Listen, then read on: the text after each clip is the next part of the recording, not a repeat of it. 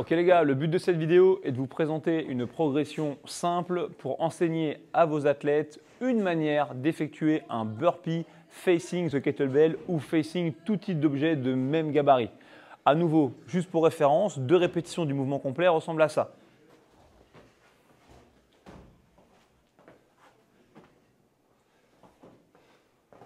Nice. Ce qui va nous intéresser ici, s'allonger complètement au sol, ne pas rester longtemps au sol, effectuer le saut dans les airs, le demi-tour dans les airs pour avoir un mouvement qui est efficace. Expliquez aussi à vos athlètes et gardez-le bien en tête qu'un mouvement qui va être rapide, c'est avant tout un mouvement qui est fluide. Un mouvement qui est fluide, c'est un mouvement qui a un nombre de mouvements limité, donc pas de fioriture, pas de gestes parasites. La première étape avec vos athlètes, ça va être de bien appuyer sur la position qu'on doit avoir lorsqu'on est au sol, ce qu'on appelle le down, ça ressemble à ça. Et de manière simple, tout ce qui peut être collé au sol est collé au sol. Si Gauthier il lève les mains, ok, il ne descend pas plus bas. Cool, la tête se relève et on passe à la deuxième étape. La deuxième étape de la progression qu'on va utiliser aujourd'hui, ça va consister à faire un down and up. Mais dans la phase de remontée, ce qu'on va faire, c'est prendre un appui décalé. On va avancer de manière volontaire. Une jambe, cette jambe, c'est celle qui n'est pas votre jambe d'appui. Ok, ça va ressembler à ça.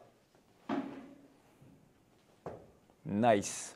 Une fois que la tête il a compris comment faire ce travail-là, remonter toujours avec sa jambe qui n'est pas sa jambe d'appui, l'étape suivante de la progression va consister à faire le même dans les up, mais simplement à rajouter un pas vers l'avant pour se rapprocher de l'objet et positionner d'ores et déjà son corps de profil par rapport à l'objet. Ça ressemble à ça.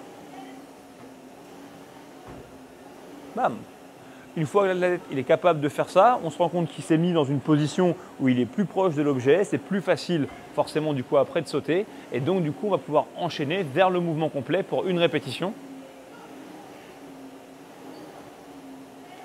Yes, vous avez vu, je me relève, en appui décalé, un pas, je saute et je suis directement bien placé.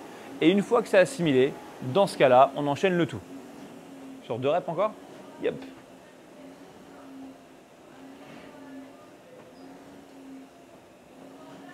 Ok, c'est une progression parmi d'autres, c'est simple et efficace, ça permet à l'athlète de comprendre que ce qui est le plus important, au-delà du saut, au-delà de la vitesse, c'est d'avoir un nombre de mouvements qu'on va toujours respecter et un enchaînement qui pourra se faire toujours plus vite.